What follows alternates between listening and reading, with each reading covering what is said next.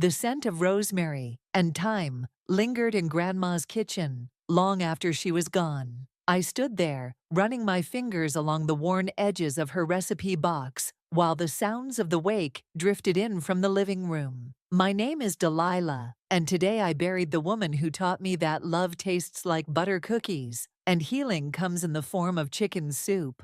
You shouldn't be in here alone. Mia's voice cut through my thoughts. My sister stood in the doorway, her black dress perfectly pressed, not a hair out of place. Mom's looking for you. The lawyer's here. I nodded, clutching the recipe box closer. I'll be right there. Put that down, she snapped. It's not yours to take. The living room fell silent as I entered. Mom and Dad sat rigid on the couch, while our family lawyer, Mr. Patterson, arranged papers on the coffee table.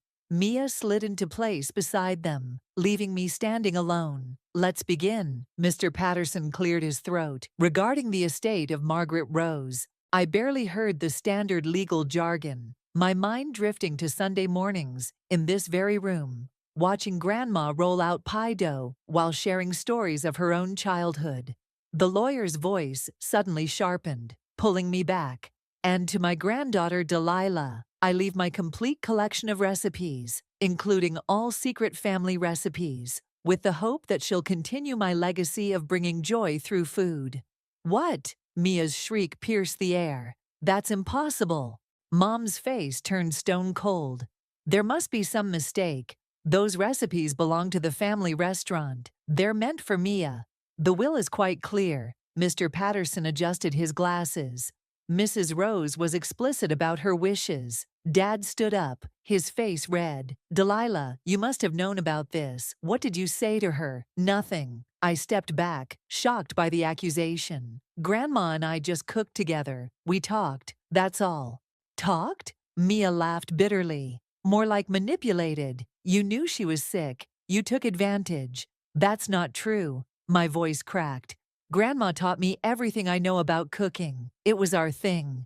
Your thing? Mom's voice dripped with venom. Mia's the one who's been running the diner. She's the one who deserves those recipes. You abandoned the family business for some corporate job.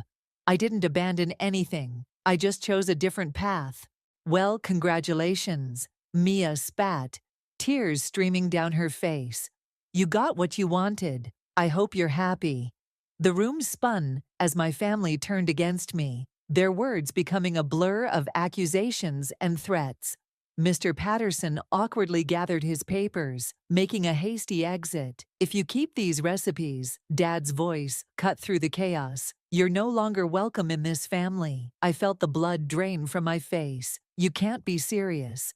Dead serious. Mom stood beside him. Give the recipes to Mia, or get out. My hands trembled as I held the recipe box. These weren't just recipes. They were memories, lessons, love letters written in measurements and cooking times. Each card held Grandma's handwriting, her notes, her secrets. No, I whispered, then louder. No, Grandma wanted me to have these. She chose me. Then you've made your choice. Mom turned away. Leave. Mia's triumphant smirk was the last thing I saw as I walked out of my childhood home, clutching the recipe box to my chest. The spring air felt cold against my tear-stained face. My phone buzzed. A text from Zane. How did it go? I couldn't type through the tears, so I called him instead. They disowned me, I choked out. Over recipes. I'm coming to get you, he said without hesitation. Where are you? Outside the house. Zane. What am I supposed to do now? First, we're getting you out of there. Then we're going to figure this out together. His voice softened. Your grandmother believed in you, Del. Maybe it's time you showed them why. I looked back at the house, at the window of the kitchen, where I'd spent countless hours learning at Grandma's side. My sister's words echoed in my head. I hope you're happy. No, I wasn't happy, but I was angry. And for the first time in my life, I felt dangerous. Zane, I said, my voice steadying. I think I know what I need to do. Yeah? I'm going to open my own restaurant. I paused, a plan forming. Right across the street from their diner, the silence on the other end lasted only a moment before Zane laughed. Now that's the Delilah I know. I'm in. whatever you need. As his car pulled up, I took one last look at my family's house. They thought they were punishing me, but they'd actually set me free.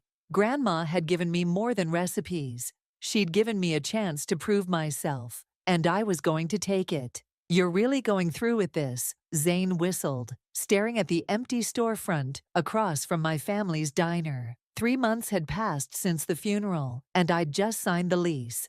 "Watch me," I said, unlocking the front door. The space was dusty and bare, but I could already see it transformed. Warm lighting, rustic wooden tables, the open kitchen where I'd bring Grandma's recipes to life. "Your resignation email to the bank was legendary, by the way," Zane grinned, following me inside. "Thank you for the opportunity to waste 3 years of my culinary passion in corporate finance." I laughed, running my hand along the old counter. "Well, it's not like I was planning to use them as a reference." The bell above the door chimed, and a woman in her 60s walked in. "I saw you two looking around. Are you opening a restaurant?" "That's the plan," I smiled. "I'm Delilah." "Laurel." She extended her hand. "I've lived in this neighborhood for 40 years. That diner across the street used to be the heart of this community." "Used to be?" Laurel's eyes crinkled. "Ever since Margaret passed, it hasn't been the same. The food's lost its soul." My chest tightened. Margaret was my grandmother. Was she now? Laurel studied me carefully. She used to talk about her granddaughter, who could recreate her recipes perfectly. "Said you had the gift." "That's definitely Del," Zane chimed in. "You should taste her food." "Well then," Laurel smiled warmly. "Looks like this neighborhood might get its heart back after all. When do you open?" 6 weeks, I said confidently, though my stomach churned at the thought. The next month and a half passed in a blur of contractors, permits, and endless taste testing sessions. Zane helped me design a menu that honored Grandma's classics while adding my own modern twists. Every morning, I'd arrive early to test recipes, watching my family's diner come to life across the street. The night before opening, I was alone in the kitchen when someone pounded on the front door. Through the glass, I saw Mia's face, contorted with anger. I opened the door. "We're not open yet." "You think this is funny?" she snarled, shoving a copy of my menu at me. "Grandma's famous pot pie? Her signature meatballs? Those are our recipes." "No," I corrected her. "They're my recipes now, legally." "You're trying to destroy us." "I'm trying to build something of my own." "By stealing our customers," Mia's voice cracked. "Mom and Dad are barely making ends meet, and you're doing this?" For a moment, I wavered. Then I remembered the day they threw me out. "You made your choice, now I'm making mine." Opening night arrived with a line around the block. I'd spent the morning watching my family peer through their windows, whispering among themselves. Now, standing in my kitchen, I took a deep breath. "Ready?" Zane asked, tying his apron. "Born ready." The first order came in, Grandma's pot pie. As I worked, muscle memory took over. I could almost feel her hands guiding mine, hear her voice. "Cooking isn't just about food, dear, it's about love." "Order up," I called, sliding the golden brown pie across the pass. Laurel was among our first customers, sitting at the counter where she could watch me work. When she took her first bite, tears welled in her eyes. "Just like Margaret's," she whispered. "Maybe even better." The night flew by in a whirlwind of orders and compliments. Near closing time, a young man approached the kitchen. "The chef herself," he smiled. "I'm Rocco. That was the best meal I've had in years." "Thank you," I blushed, noticing his warm brown eyes. "I'll definitely be back," he said, leaving his number scrawled on a napkin. After the last customer left, I stepped outside for air. Across the street, my family's diner was nearly empty. Dad stood in their doorway, staring at my packed restaurant. Our eyes met for a moment before he turned away. "Quite a night," Zane joined me, handing me a glass of champagne. "How does it feel?" I watched my father disappear inside their diner, remembering countless family dinners, birthdays, celebrations. Now here I was, their competition, their enemy. It feels, I searched for the right word, complicated.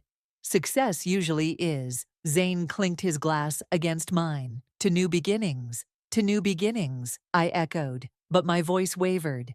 As we headed back inside, I caught my reflection in the window. I looked different somehow, stronger, harder. The soft-spoken banker was gone, replaced by someone who knew exactly what she wanted. But as I locked up for the night, watching the lights go out across the street, I wondered if what I wanted was what I needed. Grandma's voice echoed in my head. Cooking is about love. Was it still love if you used it to hurt the people who hurt you? I didn't have an answer, not yet. But tomorrow would bring another day of cooking, another chance to figure it out. And maybe, just maybe, a visit from the guy with the warm brown eyes. 3 months into running my restaurant, I couldn't ignore the changes across the street. The lunch rush at my family's diner had dwindled to a handful of regulars, and their open sign flickered weakly in the afternoon sun. Your butternut squash ravioli is divine, Rocco said, leaning against the kitchen counter. He'd become a regular, stopping by almost daily, usually during the quiet afternoon hours. Grandma's recipe, I smiled, sliding him an extra portion, with a few tweaks. Speaking of which, he nodded toward the window. Your sister's heading this way, and she looks mad. The door burst open before I could respond. Mia stormed in, her face flushed and hair disheveled, a far cry from her usually polished appearance. We need to talk, she demanded, ignoring Rocco completely. I'm working, Mia. Now. She grabbed my arm, pulling me toward the office. I've got the kitchen, Zane called out, reading the situation. Once inside, Mia slammed the door. Are you happy now? We had to let go of 3 servers this week. That's not my problem, I said, though my stomach tightened. Not your problem, she laughed hysterically. You're destroying our family. Dad's talking about selling the diner. Mom can barely sleep. Is this what you wanted? What I wanted, my voice rose. I wanted my family to support me. I wanted you all to see me as more than just the responsible older sister who gave up her dreams to work at a bank. Oh, poor Delilah, Mia mocked. Always the victim. You know what? You're just like Mom. Cold, calculating, willing to hurt anyone to get what you want. The comparison stung more than she knew. Get out.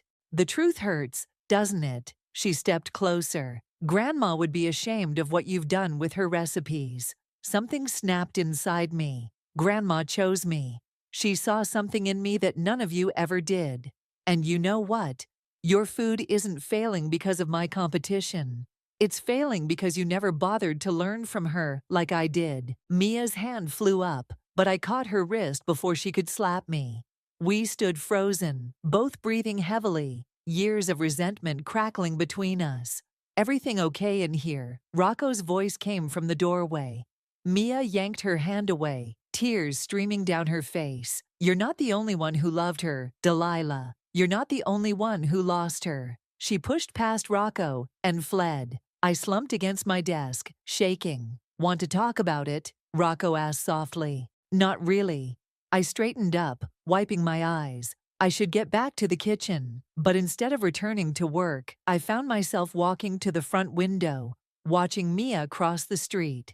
She paused outside the diner, composing herself before going in. Through the window, I could see Mom comforting her, both of them looking across at my restaurant, with identical expressions of hurt and anger. You know, Rocco said, standing beside me, success tastes different when it's seasoned with revenge. I'm not looking for fortune cookie wisdom right now. He chuckled. Fair enough.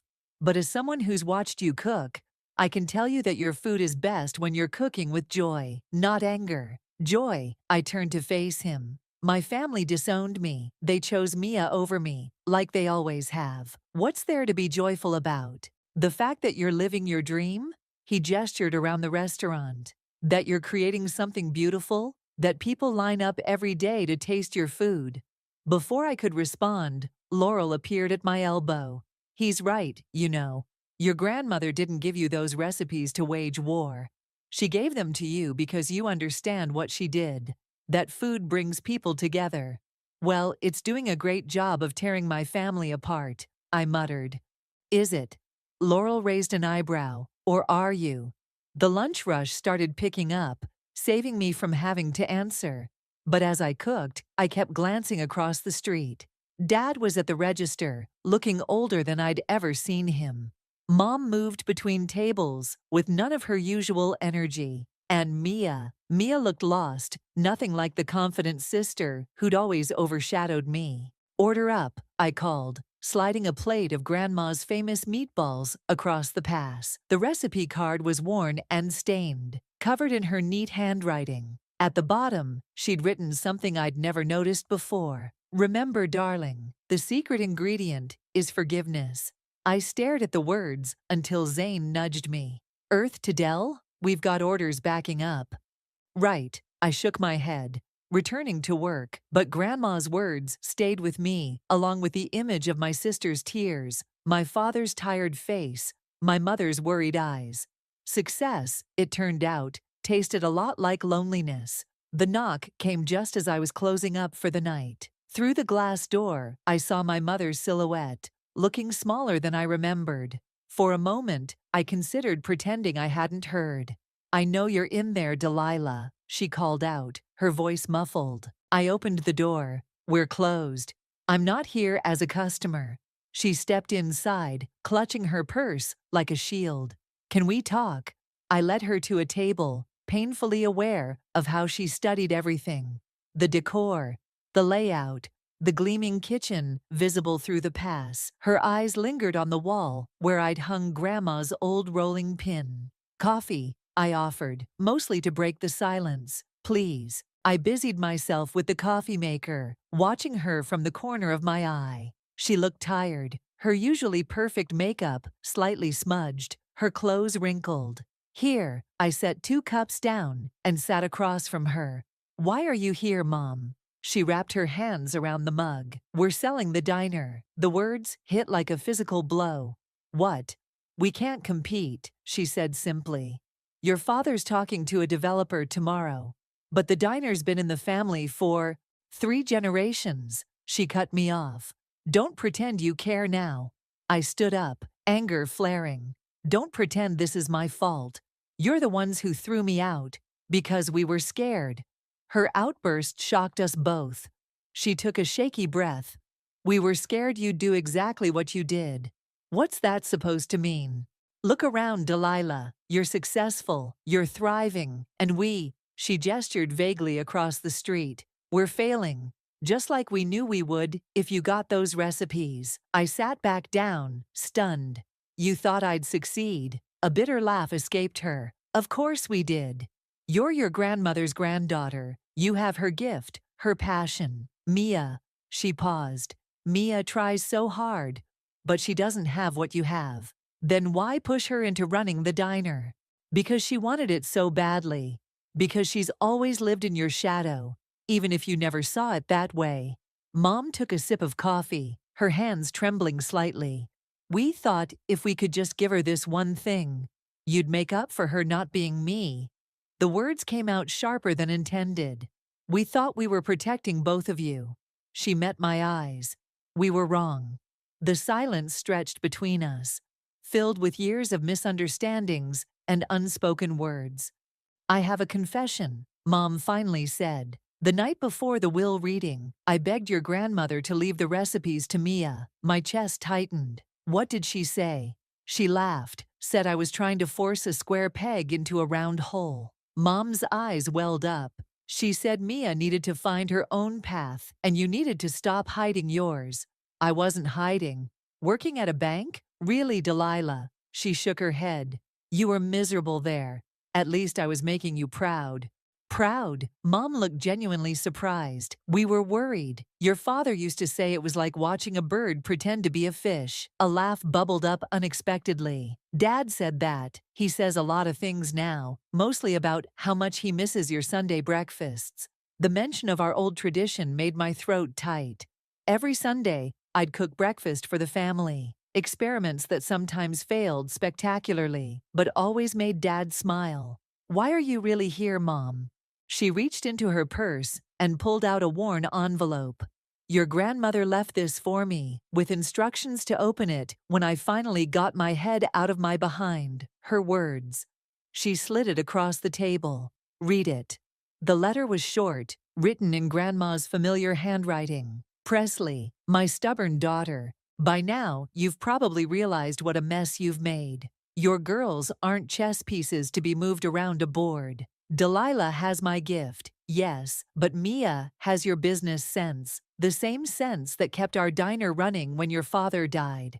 Together, they could be extraordinary. Apart, well, you're seeing how that's working out. Fix this. Love, Mom. I looked up to find my mother crying silently. She was right, Mom whispered. About everything. We were so focused on who deserved what, we forgot what made the diner special in the first place. Family. It's not that simple anymore. No, she agreed, standing up. But it could be a start. She headed for the door, then paused.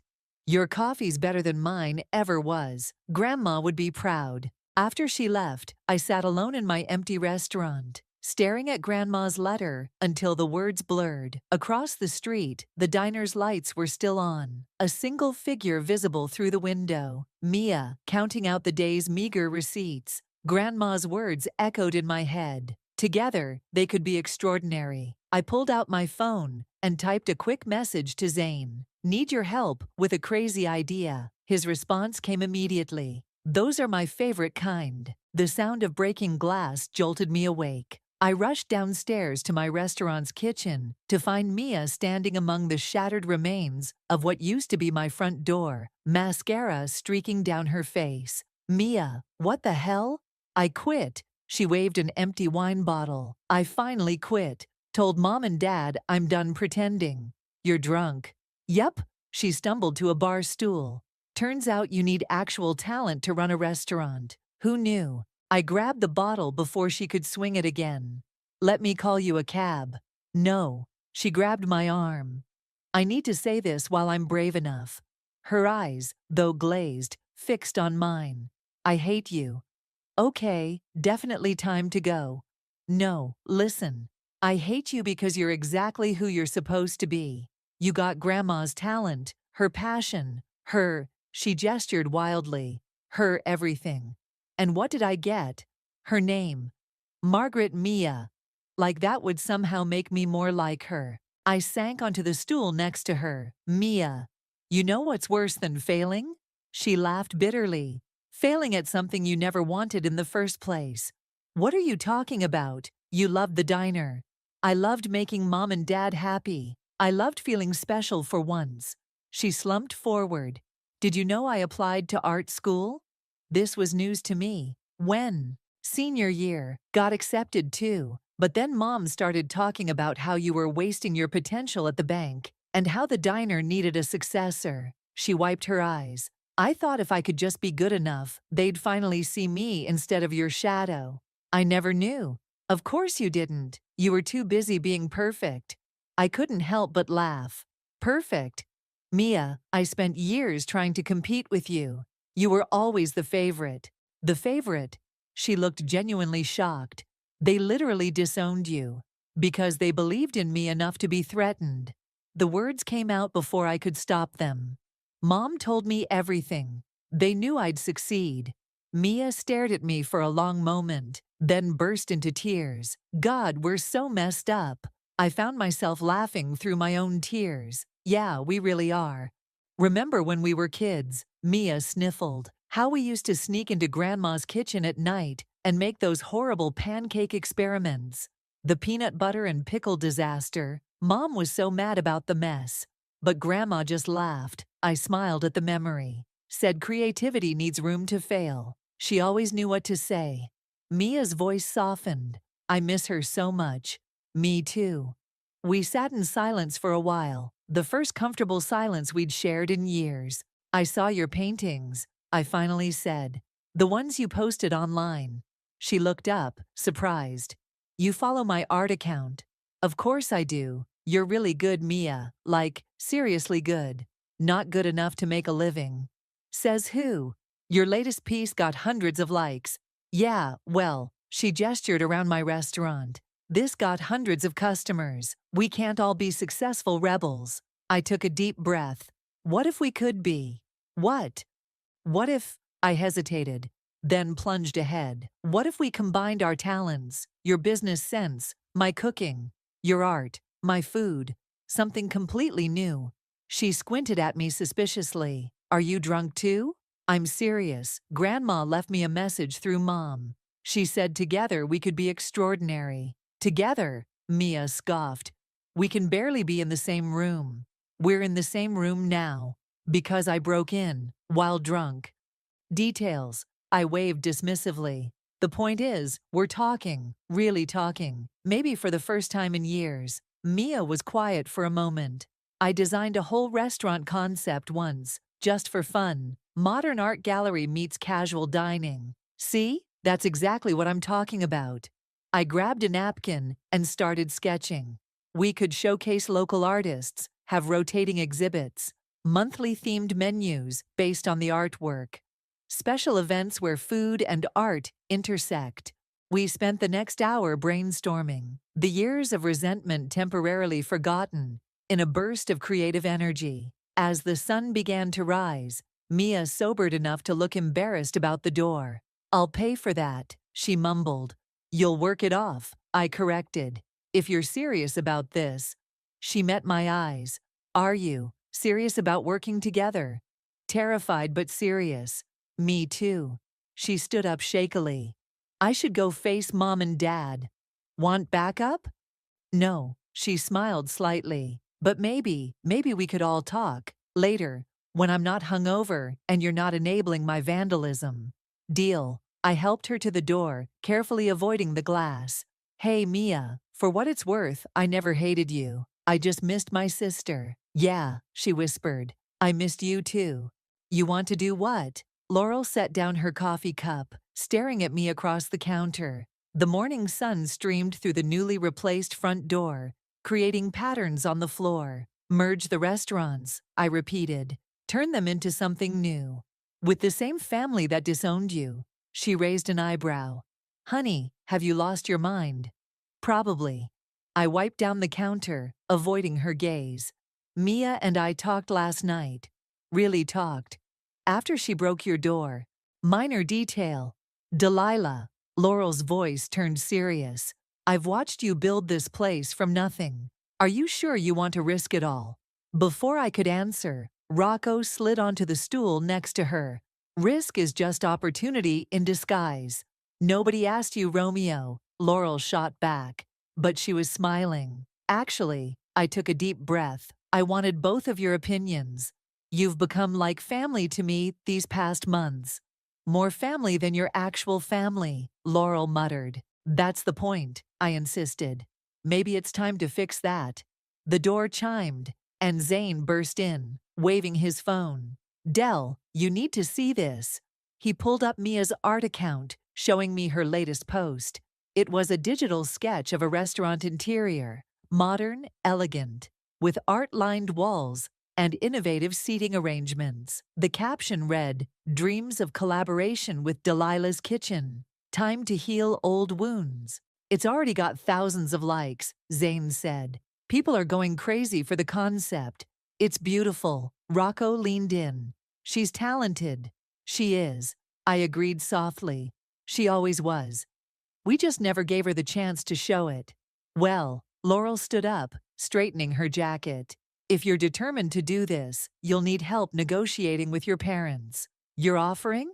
I was a business lawyer for 40 years before retiring. Plus, she winked, I've got no emotional stake in this mess. I'll be your neutral party. I'll handle the menu planning, Zane chimed in. We can blend your grandmother's classics with some modern twists. And I, Rocco caught my hand, will be here to remind you to breathe. The bell chimed again. This time, my parents stood in the doorway, Mia hovering nervously behind them. We saw the post, Dad said gruffly. The kitchen suddenly felt very small. Laurel squeezed my shoulder and stepped forward. I'm Laurel Willis, and I'll be mediating this discussion. Shall we sit? We gathered around one of the larger tables, an awkward collection of past and present, hurt and hope. Mom couldn't stop staring at the rolling pin on the wall. Before we start, I said, I need to know something. Are you here because you want to be, or because you're desperate? Both, Dad answered honestly. We're losing the diner, but seeing you and Mia talking again. He cleared his throat. Maybe we've all been too stubborn. Maybe? Mom's laugh was watery. We've been idiots. Speak for yourself. Mia attempted a joke, but her hands were shaking. Laurel took charge. Let's establish some ground rules. Everyone speaks without interruption. All feelings are valid. All past grievances must be addressed before moving forward. Agreed? We nodded. Good. She turned to my parents. You first. Why did you really give Mia the diner? Because we thought we were protecting both of them, Mom admitted. We saw how talented Delilah was, how naturally it came to her. We worried Mia would always feel second best.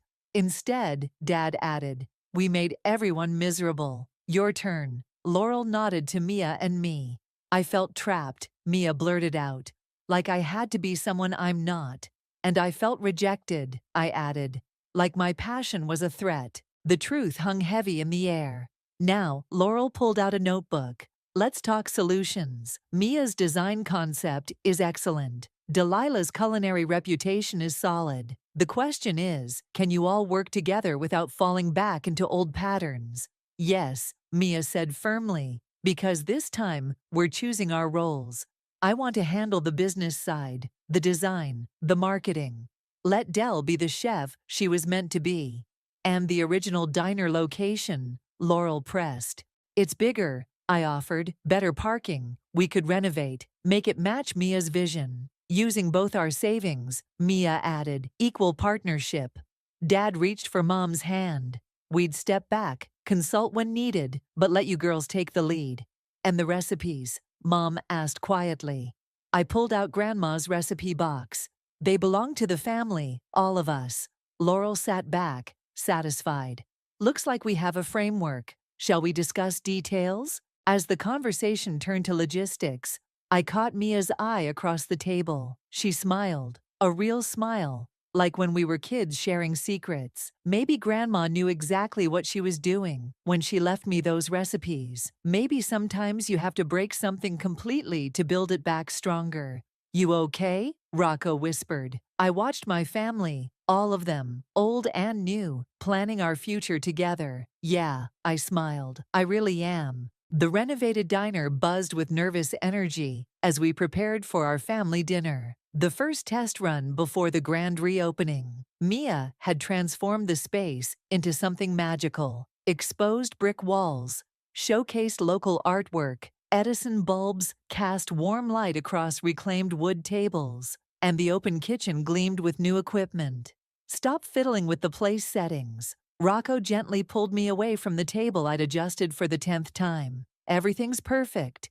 Is it? I gestured at the elaborate spread I'd prepared. Maybe the menu's too ambitious. Maybe you're overthinking it, Zane called from the kitchen. It's just dinner. Just dinner? I laughed. It's our first family meal in 8 months. The door chimed. Mom and Dad entered, carrying a bottle of wine and looking as nervous as I felt. Behind them came Laurel, who'd insisted on being present, just in case. Wow, Dad whispered, taking in the changes. This is something else. Mia emerged from her office, tablet in hand. Wait until you see the private dining room. I've got rotating exhibits planned for local artists, and later, Laurel interrupted. Food first, drama later. We settled around the table. Parents, sisters, friends, turned family. The silence felt heavy with unspoken words. Well, I stood up. I thought we could start with Grandma's famous. Actually, Mia cut in. Before we eat, I have something to show everyone. She pulled out a large wrapped package. I've been working on this for weeks. She unveiled a painting. The old diner on one side, my restaurant on the other, merging in the middle into something new and beautiful. In the center, barely visible, unless you looked closely, was Grandma's silhouette in the kitchen. Mom burst into tears. It's not that bad, is it? Mia joked weakly. It's perfect, Mom choked out. It's exactly what she would have wanted. Speaking of what she would have wanted, I hurried to the kitchen and returned with a covered dish. Remember how we never could figure out her secret ingredient in the meatballs? Dad leaned forward. You didn't. I did. I lifted the cover. Turns out it wasn't an ingredient at all. It was about timing. Letting them rest in the sauce for exactly 47 minutes. 47. Mia frowned. That's so specific. That was the year she married Grandpa, Mom whispered. She always said he was worth the wait. We passed the dishes around, Grandma's classics, with my modern twists, each one carrying a story, a memory. Remember when Delilah tried to make these for my 10th birthday? Mia laughed, biting into a meatball, and set off the smoke alarm? Remember when you tried to help and added sugar instead of salt? I shot back. Girls, Dad started in his warning tone, then caught himself. Sorry, old habit. It's okay. I smiled. We're not those girls anymore. No, Mom looked between us proudly. You're so much more. Rocco raised his glass. To new beginnings. And old recipes, Zane added. And family, Laurel finished firmly. The tension finally broke. We ate. We laughed, we shared stories, some funny, some painful, all part of our history. As dinner wound down, Dad cleared his throat. I owe you both an apology, he said. I was so focused on preserving tradition that I forgot what that tradition was really about. Which was, Mia prompted. Love, he said simply. Your grandmother didn't build this place for profit. She built it to bring people together. Well, I gestured around the renovated space. I'd say we're finally doing that right. About that, Mia pulled out her tablet again. Our social media response has been insane. We've got reservations booked 3 months out. Already? Mom looked shocked. People love the concept, Mia beamed. Art meets comfort food. Tradition meets innovation. Plus, she winked at me. Having a local celebrity chef doesn't hurt. Celebrity, I scoffed. Hardly. Check your Instagram, Rocco nudged me. That video of you teaching Mia to make soufflés went viral. Only because I dropped 3 before getting it right, Mia laughed. But you got it right, I reminded her. That's what matters. Later, as we cleared the dishes, Dad picked up Grandma's rolling pin from its display. She'd be proud, he said. Not just of the restaurant, but of you two. Finding your own way, then finding your way back to each other. Think we can make it work? I asked. Together, he smiled. I think you already are.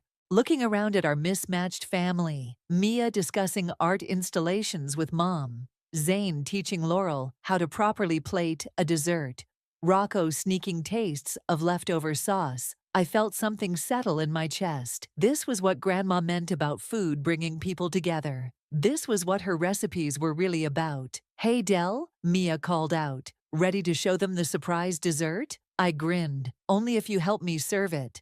Deal, she said. And this time, it felt like a promise we could keep. Order up, I called out, sliding 2 plates across the pass. Through the kitchen window, I could see Mia directing a crew, hanging her latest artwork. A triptych celebrating local food artisans. The dinner rush was in full swing at our newly renamed restaurant, Legacy. The blend of art gallery and eatery had struck a chord with the community, bringing in a diverse crowd that filled both our dining room and our hearts. Chef Zane appeared at my elbow. That food critic is here again. 3rd time this month, I grinned. Think she's trying to catch us on a bad day. Good luck with that, he laughed, then lowered his voice. Your parents just walked in, too. I glanced out to see Mom and Dad settling into their usual corner table. They came in most evenings now, not to check up on us anymore, but simply to enjoy being part of the atmosphere they'd helped create. Delilah, Mia burst into the kitchen, her eyes bright. You have to come see this. Kind of busy here, I gestured at the tickets lining the pass. Trust me, it's worth it. She grabbed my arm. Zane can handle the line for 2 minutes. She dragged me to the private dining room, where a small crowd had gathered around her newest installation. As we approached, I stopped dead in my tracks. The wall featured a series of photographs, decades of family moments in the old diner. Grandma teaching me to knead bread, Mia's first attempt at waiting tables, Mom and Dad on their anniversary, all arranged around a central piece. Grandma's handwritten recipe for her famous meatballs. How did you? I touched the framed recipe card gently. Found it in an old box while cleaning out the storage room, Mia explained. But look closer. At the bottom of the recipe, beneath Grandma's familiar handwriting, was a note I'd never seen before. To my girls, separate ingredients make a meal, but only love makes it memorable. Never forget that you're stronger together. She knew, I whispered.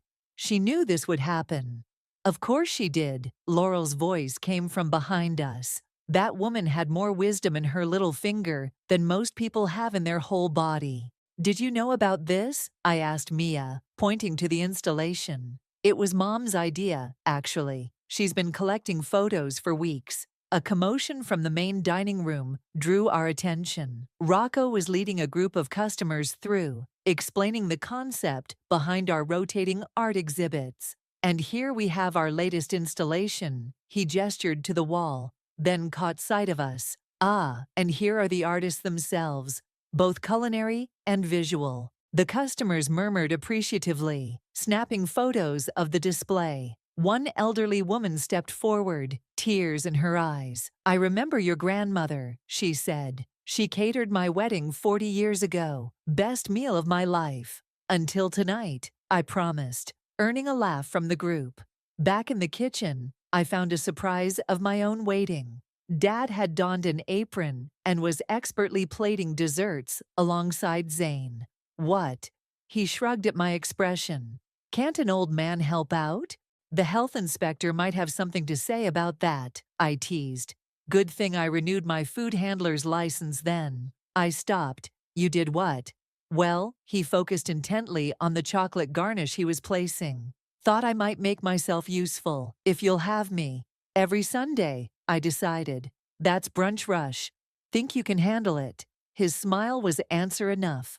The evening wound down slowly, the last customers lingering over coffee and dessert. Mom had joined Mia in discussing future exhibitions with local artists. Laurel held court at the counter, sharing stories with regulars about the old days of the neighborhood. Quite a family you've got there, Rocco said, wrapping his arms around me from behind. Quite a mess we made first, I corrected. Best kind of family recipe. He kissed my cheek. Lots of ingredients, plenty of heat, and just the right amount of time to let it all come together. I watched as Mia showed Mom her sketches for next month's menu design. Their heads bent together in concentration. Dad emerged from the kitchen, flour on his shirt and pride in his eyes.